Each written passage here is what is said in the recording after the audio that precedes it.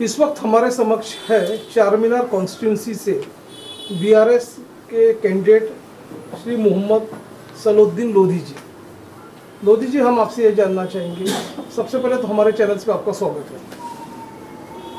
Sir, हम आपसे ये जानना चाहेंगे कि क्या विकास के मुद्दे, किस तरह के विकास के मुद्दे हैं जो आप लेकर फाइट कर रही इलेक्शंस में, उस बारे में आप बताइए। जी देखिए, मैं आपको ये बताना चाह रहा हूँ कि तेलंगाना जो रियासत है हमारी ये जो है इंडिया इंडिपेंडेंस होने के 1 साल के बाद निज़ाम स्टेट से इंडिया का कॉम्प्रोमाइज़ हुआ, वो इंडिया के अंदर ये मर्ज हुए 1 साल बाद।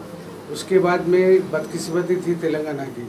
1956 में पंडित जवाहरलाल नेहरू जो first prime minister of India थे, उन्होंने आंध्रा के साथ, जो आंध्रा मद्रास रेसिडेंसी में आता था, तमिलनाडु से मिला हुआ था, वो आंध्रा को वो लोग निकालने के बाद इसमें आंध्रा को नेहरू जी इसको मिला दिए दोनों को। उसके बाद हम टोटल यहाँ पर आंध्रा फ़ायदे में रहा, तेलंगाना पीछे होता गया। अब यहाँ पर 2014 में जब तेलंगाना को सेंट्रल गवर्नमेंट में बिल पास हुआ, तेलंगाना को अलग सेपरेट रियासत घोषित किए, उसके बाद से अब तक का जो रिकॉर्ड है, यहाँ पर तेलंगाना के अंदर सबसे पहले बिजली, पानी, स्वास्थ्य की सबसे बड़ी समस्या थी। आप ये 10 साल के अंदर देखेंगे तो यहाँ पर हर घर में डायरेक्ट पानी आ रहा पीने के लिए, इंडस्ट्रीज़ को पानी जा रहा उनके इस्तेमाल के लिए, किसानों को 24 घंटे पानी मिल रहा, ये जो कालेश्वरम प्रोजेक्ट है उसकी वजह से, और किसानों को करंट फ्री दिया जा रहा है। और मैं किसान की बात कर रहा हूँ, और किसानों को जो है 10,000 रुपये पर एकड़ सालाना उनको मदद दी जा रही है तमाम किसानों को। इससे पहले किसान आत्महत्या करते थे यहाँ हमारे प्रदेश के अंदर, हर जगह ही करते थे वो तो यहाँ पर, लेकिन क्यों कि पानी नहीं था, सूखा पड़ जाता था। लेकिन ये केसीआर की दूरअंदेशी थी कि उन्होंने सबसे पहले पानी की सिंचाई वाला काम करा। उन्होंने प्रोजेक्ट बना के आज हर जगह हरियाली है, हरा तेलंगाना है। वरना नहीं तो यहाँ पर तेलंगाना के अंदर खम्मम डिस्ट्रिक्ट है, महबूब नगर डिस्ट्रिक्ट है, ऐसे कई डिस्ट्रिक्ट है जहाँ पीने का पानी नहीं मिलता था। हम जाते आते थे, देखते थे। आज पूरे तेलंगाना के अंदर हर घर में आप टैप खोलो, आपको पानी मिल जाएगा। किसानों को मोटर का बटन ऑन करो, उनकी खेती को पानी मिल जाता। इंडस्ट्री के अंदर उनको जो पानी की ज़रूरत है, उनको भी रेगुलर पानी की सप्लाई हो रही। करंट का ऐसा मामला था, 4 घंटे 6 घंटे पूरी जगह आता था। पावर कट का चलता था यहाँ तेलंगाना के अंदर। आज पावर कट का मसला ही ख़त्म हो गया हमारे पास, अच्छी बिजली मिल रही, सब अच्छा हो रहा है। तीसरी बात स्वास्थ्य का मामला है। स्वास्थ्य के अंदर हमारे पास हर बस्ती दवाखाने बनाए, उसके अंदर प्राइवेट हॉस्पिटल, कॉर्पोरेट हॉस्पिटल को जाने की ज़रूरत नहीं है। उन लोगों का इलाज पूरों का अच्छी तरह, पूरी मशीनरी है, जैसा डिलीवरी होना है लेडी की, तो यहाँ पर उसके जो चीज़ें चाहिए वो तमाम यहाँ पर प्राइमरी सेंटर्स के अंदर भी पूरे लगा दिए उसमें। तो यहाँ पर हर तरह से तेलंगाना जो है ना रियासत, हिंदुस्तान की सबसे छोटी बेबी स्टेट है, ये छोटी रियासत है, लेकिन बावजूद इसके तरक्की के मामले में कि पर कैपिटा इनकम इंडिया के अंदर तेलंगाना का नंबर 1 है। लिटरेसी रेट 66% से ज़्यादा है हमारा। आप ये इस बात का अंदाज़ा लगाइए। अब यहाँ पर जैसा कि मिडिल क्लास के लोग हैं, लोअर मिडिल क्लास के लोग हैं, इनको जो स्कीम्स है हमारे पास, जैसा दलित भाइयों के लिए हमारे दलित बंधु स्कीम के तरह 10-10 लाख रुपए जो रिटर्न करने का नहीं है, उनको एक स्कीम पहले सीएम को, उनको गुर्बत से नहीं, नीचे से पूर कंडीशन से उनको निकालेंगे बोल के सीएम साहब ये लगा के उनको वो स्कीम्स लगाए। बीसी को बीसी बंधु स्कीम है, वो जो है उनको 1-1 लाख रुपए वापस करने का नहीं है, नो सब्सिडी नो बैंक, उनको 1-1 लाख रुपए उनको दिए।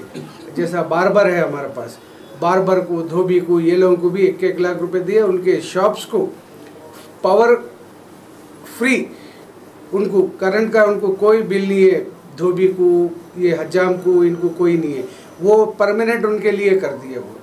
अब माइनॉरिटीज़ की बात है, माइनॉरिटीज़ को भी 1-1 लाख रुपए का लोन जो वापस करने का नहीं है, उनको भी वैसे ही माइनॉरिटीज़ को भी दिए।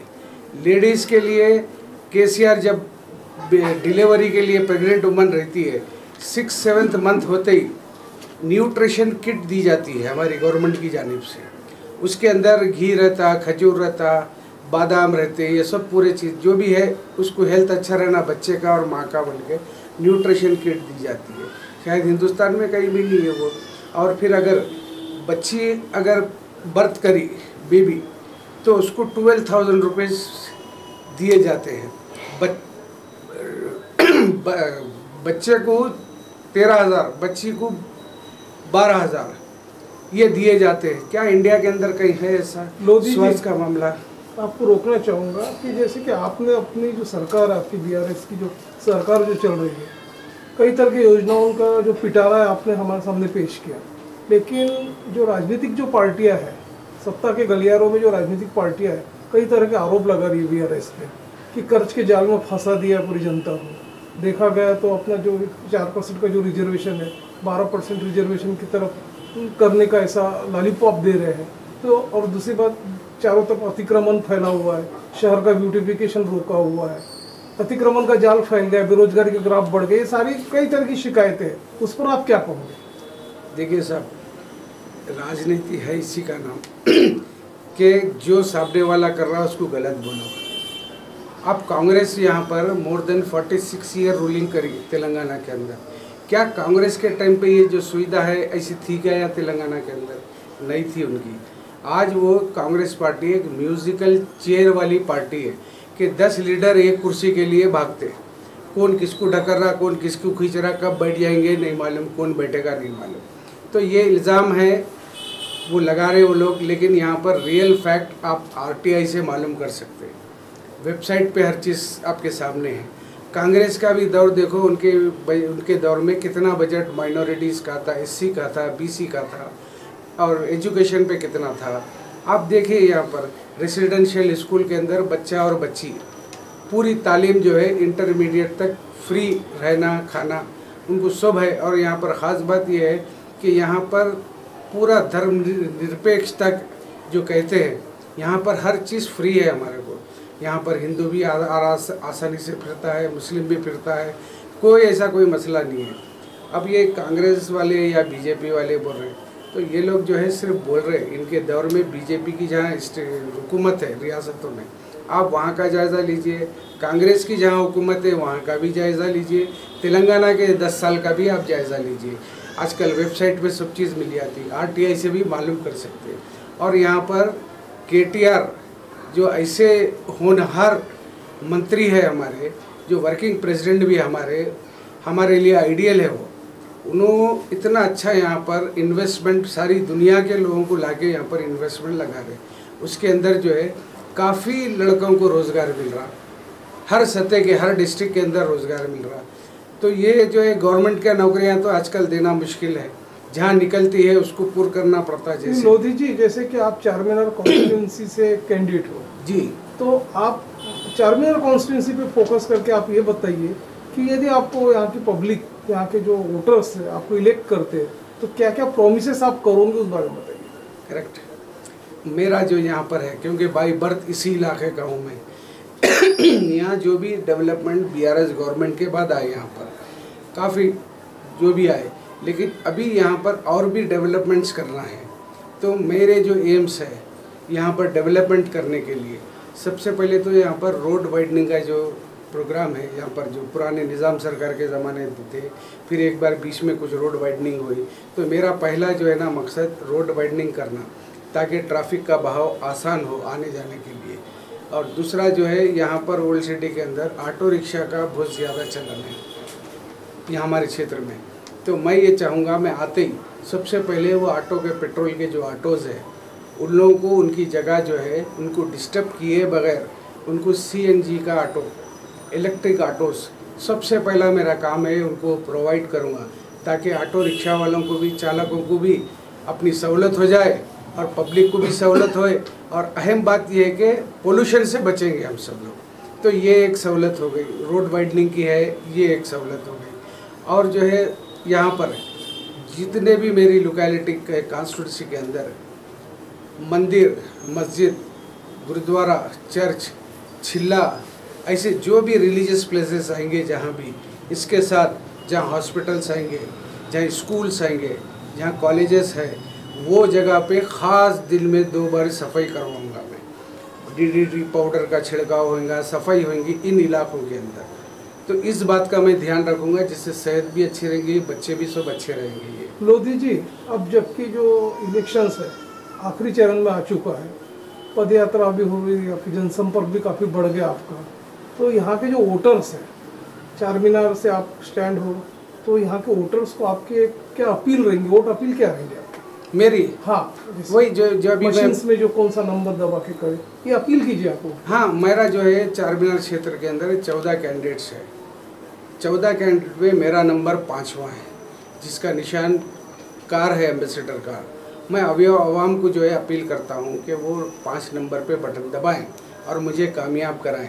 और मैं BRS पार्टी का एक सिपाही कार्यकर्ता हूँ।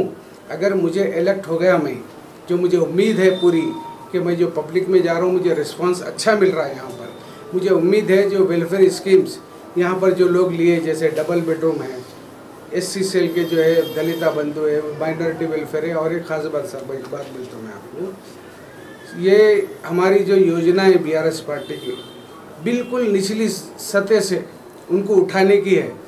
इसके साथ साथ जो पैसे वाले हैं ऑलरेडी, जैसे किसान हैं जिनको 10,000 रुपये एकड़ महाना दे रहे हैं, तो जो पैसे वाले भी है, लैंडलॉर्ड भी जो है, उनको भी जो है ना पैसे का फ़ायदा हो रहा है। यानी निचली सतह से ऊपर तक, करोड़पति तक भी फ़ायदे में है यहाँ पर सब लोग। तो मैं यहाँ पर क्षेत्र में इलेक्ट होने के बाद मेरी ख़ास बात ये रहेगी कि मैं BRS गवर्नमेंट का इलेक्शन लड़के जीत के MLA बनूंगा। तो जाहिर बात है मैं जो है ना फंड्स ज़्यादा से ज़्यादा ला सकता हूँ, MP लैट से फंड ला सकता हूँ, MLC में ला सकता हूँ, और स्पेशल बजट भी मैं यहाँ पर सैंक्शन करवा सकता हूँ। और जो भी हमारे CM मुख्यमंत्री से मैं ज़्यादा से ज़्यादा फंड ला के जो काम 10 साल में हुआ वो काम मैं 5 साल के अंदर ही उससे ज़्यादा करके बता सकता हूँ। तो